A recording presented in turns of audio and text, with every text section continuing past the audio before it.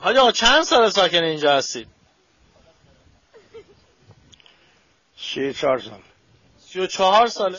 24 سال ساکن اینجا هستید. بعد چند ساله که با این دشواری دارید زندگی میکنید؟ دشواره؟ خیلی هم جای خوبی. الان خوبه اینجا؟ یکی دشواره نداره اینجا، خیلی هم عالی.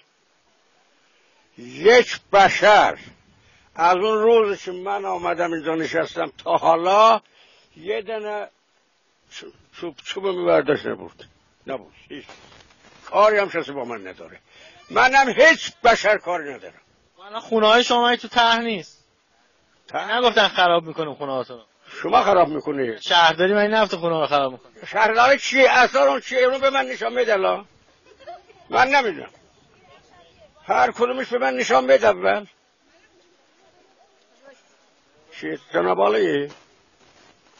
حاج آقا چه صحبتی با مسئولین دارید؟ خب مگر نمیگی رئیس شهرداری با اومده؟ من که شهرداری نیستم حاج آقا. و چیه؟ من اومدم مشکل شما رو بپرسم. مشکل ندارم من. مرسی.